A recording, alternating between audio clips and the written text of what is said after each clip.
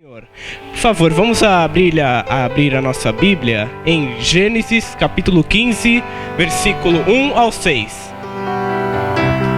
Deus faz uma aliança com Abraão. Depois disso, Abraão tive uma visão, e nela o Senhor lhe disse: Abraão, não temas, eu te protegerei de todo perigo e lhe darei uma grande recompensa.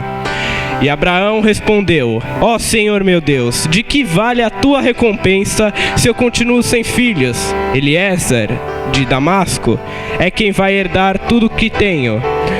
Tu não me deste filhos, e por isso um dos meus empregados nascido na minha casa será o meu herdeiro. Então o Senhor falou de novo e disse: O seu próprio filho será o seu herdeiro, e não o seu empregado Eliezer. Aí o Senhor levou Abraão para fora e disse: Olhe para o céu e conte as estrelas se puder. Pois bem, esse será o número dos seus descendentes. Veja só, como tudo na vida, cada um de nós temos os nossos problemas pessoais, as nossas dificuldades pessoais. E, como todo bom cristão deve agir, devemos orar a Ele para que podemos passar adiante essas dificuldades, porque cá entre nós, viver nesse mundo não é fácil, e com essas dificuldades tem muitos, principalmente evangélicos, que acabam se distanciando ou acabam muitas vezes murmurando por causa da dificuldade, falando: meu Deus, por que eu? Por que isso? Por que aquilo? É tudo eu. Abraão, a dificuldade de Abraão, o problema de Abraão é que ele não teria filhos. Ele achava que não teria filhos. E disse: Senhor, do que vale toda a minha recompensa, toda essa recompensa que eu tenho, se eu não vou ter filhos? É o meu empregado Eliezer que vai herdar tudo isso de mim? Aí Deus diz: Abraão, você vai ter o seu filho, seja paciente e tenha fé. E ele levou Abraão para fora e disse: Olhe para o céu, eis a sua descendência. Para que nós pense bem, para que a gente possa resolver os nossos problemas, existem dois pontos que a gente tem que analisar. A gente precisa ter fé e perseverança. E segundo, a obediência. Abraão teve as duas coisas. O Senhor falou: vá para lá, ele foi. Teve fé? Teve. E assim foi recompensado com seu filho Isaac, mais para frente. Agora, muitas vezes nós falamos alguma coisa, aquela dificuldade acontece na vida da gente. Aí muitas vezes perguntamos: por que eu? Por que isso? Por que aquilo? Uma coisa que a gente tem que entender: às vezes nós não entendemos o porquê que aquilo está acontecendo. A gente não entende muitas vezes o caminho do Senhor. Aí acaba indo pelo caminho mais fácil, que é a linha reta. O caminho do Senhor é bastante estreito. Mas por quê? Temos que prestar atenção numa coisa. Em Hebreus, capítulo 11, versículo 6 diz que sem fé é impossível agradar a Deus. E Hebreus 13, capítulo 13, versículo 5, está dizendo que Deus jamais nos abandonará. Ele nunca nos deixará. Tenha fé, vá pelo caminho de Deus. Embora esteja muito difícil, embora as dificuldades serão tantas, cá entre nós, o único lugar que a conquista vem antes da dificuldade é no dicionário. Fora isso, a dificuldade sempre vem antes do que a conquista. Quantas vezes não entendemos os caminhos do Senhor? Eu sempre uso uma história que eu vi na internet, que era do rei e o seu sacerdote. O rei era um cara que não era lá de temer muito a Deus, e o sacerdote era, sempre falando de Deus, dos seus milagres, dos seus caminhos, suas bênçãos. Aí um dia, eles foram sair pela selva. Aí o rei foi surpreendido com um leão. O leão arrancou o braço dele. Depois o sacerdote cuidou dele. Aí ele foi lá enfaixado, cuidaram dele, tudo certinho. Aí ele disse pro seu sacerdote: Olha só como seu Deus é bom, olha o que acabou de me fazer. Como é que Ele permite que alguma coisa aconteça a mim? Hoje, você não pode entender os caminhos do Senhor, mas lá na frente você vai entender. Quando esse rei, mais pra frente, saiu de novo pela selva, encontraram canibais. Os canibais iam devorá-lo. Só que aí um dos canibais viu que ele estava sem um braço e disse: este homem é defeituoso, nós não podemos fazer nada com ele. Aquilo que eu disse. Hoje você não pode entender os caminhos do Senhor, mas mais pra frente irá entender. Quando você não entende muito o que o Senhor quer dizer, clama a Ele, clama-me e responder-te-ei e anunciarei-te-ei coisas grandes e firmes que não sabes. Em Isaías, capítulo 55, versículo 8, o Senhor diz: os meus pensamentos não são os vossos pensamentos, e os meus caminhos não são os vossos caminhos. E assim como o céu está acima da terra, assim também os meus pensamentos estão acima dos vossos pensamentos, e os seus caminhos estão acima dos vossos caminhos. Vamos dar uma olhada lá em Gênesis outra vez, só que no capítulo 21, do versículo 1 em diante. Capítulo 21, do versículo 1 em diante. De acordo com a sua promessa, o Senhor Deus abençoou Sara, e ela ficou grávida, e na velhice de Abraão lhe deu um filho. O menino nasceu no tempo que Deus havia marcado, e Abraão pôs nele o nome de Isaque.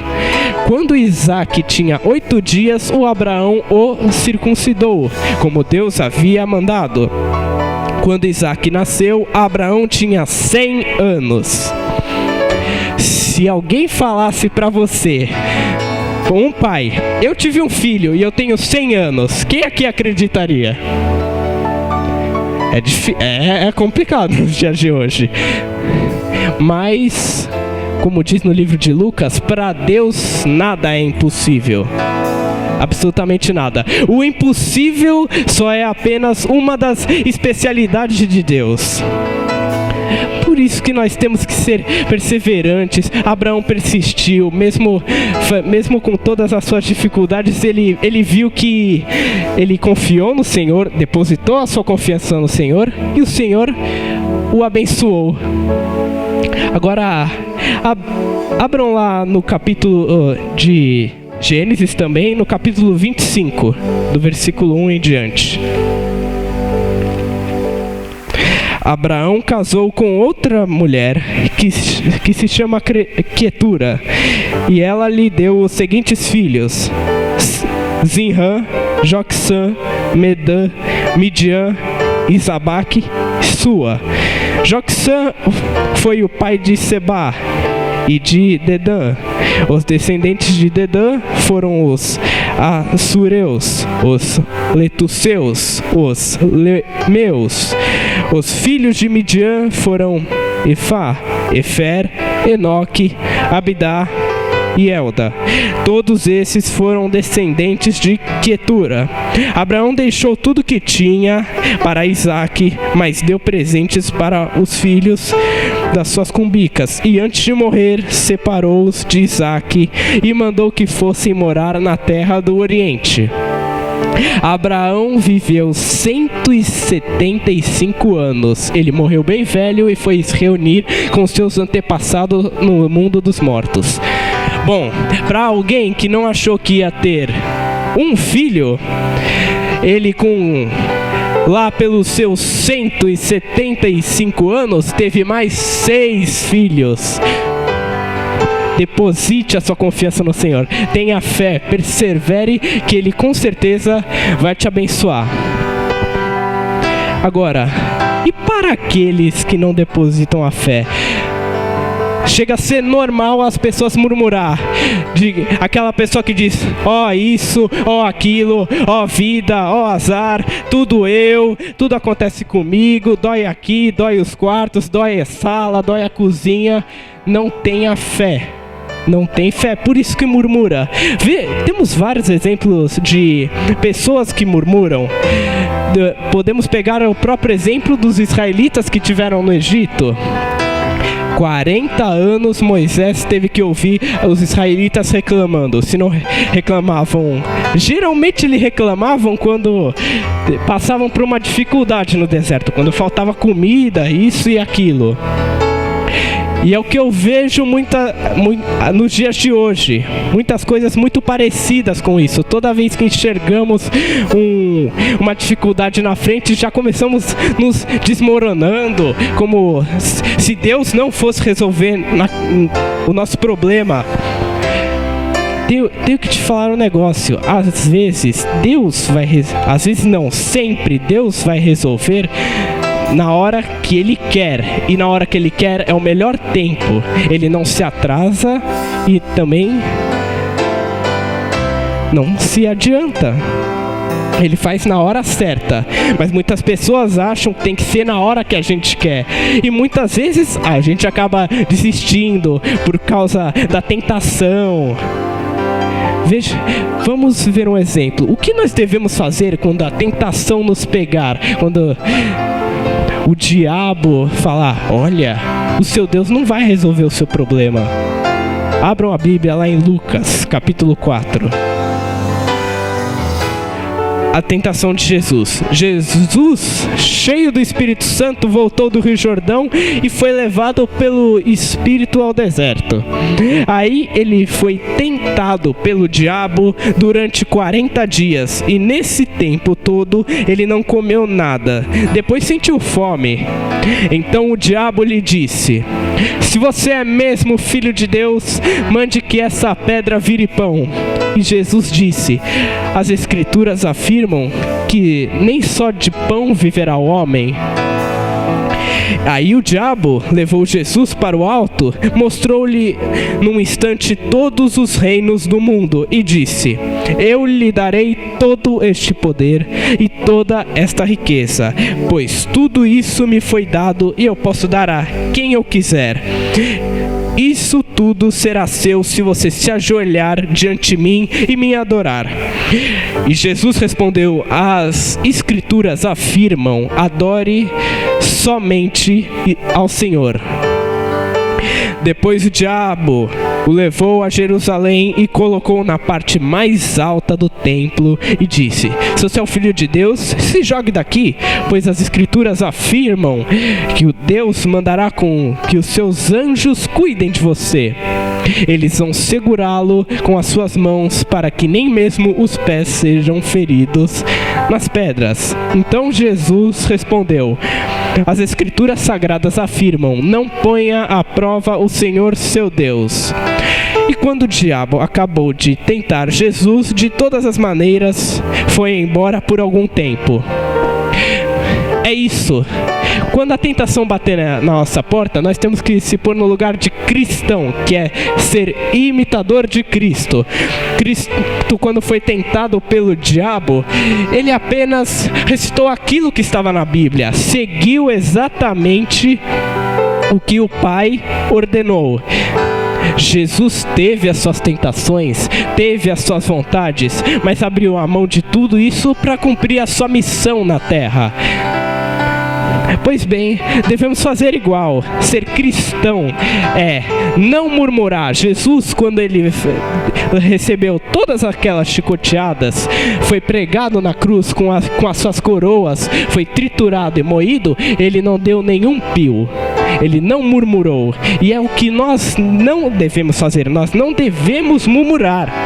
Nós não devemos reclamar disso e aquilo. As pessoas lá fora e também aqui, principalmente aqui, que há muitos às vezes murmuram, nós temos que se pôr no lugar de cristãos e obrigado por mais um dia de vida, Senhor. Obrigado por isso, obrigado por aquilo, obrigado por esse livramento. Ao invés de Dilma, Lula, tá ruim, não aguento mais, é isso, aquilo, tudo eu, tudo aqui. Na nossa caminhada com Deus, nunca devemos desistir. É sempre com perseverança, jamais desistir. Tem uma bela história nisso, que é um corredor que se preparava na corrida. Acho que era um americano ou um jamaicano, não me lembro agora. Mas esse corredor se preparou para a corrida, treinou numa corrida de uns 500 metros. Aí quando ele foi correr, aos 250 metros, deu um problema no músculo da coxa. Ele ficou com dor, ele ficou no chão. Aí a corrida já estava terminada para ele, já estava acabada para ele, isso é fato. Só que ele não quis desistir, ele quis chegar até o final da corrida. Mesmo os médicos impedindo ele, não faça isso. E lá de cima, um homem que disputava com os seguranças foi até esse corredor.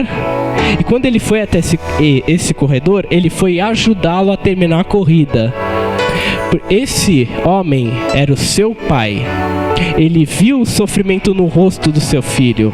Foi isso que o motivou a sair da arquibancada e ajudar o seu filho. O rosto de dor e de sofrimento na cara do seu filho fez aquele pai sair da arquibancada para ajudá-lo a terminar a corrida. E eu vos digo que Deus é assim conosco, porque quando Ele vê que nós estamos sofrendo, machucados, mas nós queremos terminar a corrida, nós queremos avançar cada dia mais e mais e mais. E então Deus ajuda, Deus nos faz perseverar, Deus dá a força de vontade. Portanto, tenha boa fé. Não sejam apenas ouvintes da palavra, mas pratiquem ela, como diz Tiago 1:22. Sejam praticantes da palavra. Pois assim o que diz no Salmo 91, 1 e 2, que aquele que habita no abrigo do Altíssimo e descansa no abrigo do Todo-Poderoso, eu posso dizer: Senhor, Tu és o meu refúgio, a minha fortaleza, ó meu Deus, eu confio em Ti. Exatamente assim que nós temos que ser. Temos que estar perto mais de Deus se queremos avançar. Não apenas ver um problema lá na frente e já queremos abrir mão de tudo, desistir de tudo. Não é assim. Senão você vai acabar, é fato, você vai acabar se perdendo. Lembre-se das coisas que o apóstolo Paulo falou: eu posso tudo naquele que me fortalece. Eu posso fazer todas as coisas naquele que me fortalece. Portanto, não existe barreira nenhuma, não existe dificuldade nenhuma que vai me fazer parar. Temos muitos milagres que Deus recitou na Bíblia. Se eu te falasse que um jovenzinho desse tamanho, ele tinha contra um filisteu gigante com mais de 3 metros de altura, caçoava desse baixinho. O baixinho atendia pelo nome de Davi e o gigante atendia pelo nome de Golias. E enquanto o Golias vinha com a sua espada, Davi vinha com toda a força e toda a glória e todo o poder de Deus, e o derrotou com apenas uma pedrada. Se eu falasse isso, vai ter gente que vai achar que eu tô caçoando de vocês, mas não, é verdade. Acontece isso. O impossível é só uma das especialidades de Deus. E claro que impossível para mim, e tem que ser para nós, é só uma questão de opinião, não de uma de uma coisa verdadeira. Não existe impossível para Deus. Nós não devemos reclamar porque aquilo está acontecendo ou porque as coisas vão mal. José do Egito foi vendido para os irmãos. E foi entregue nas mãos do Potifar. Depois, a mulher do Potifar achou um jeito de colocá-lo no calabouço, na prisão, embaixo do palácio. E acreditem se quiser, Potifar depois precisou dele para desvendar os sonhos dele e o nomeou governador do Egito. O mundo dá voltas. E Deus honra a quem honra.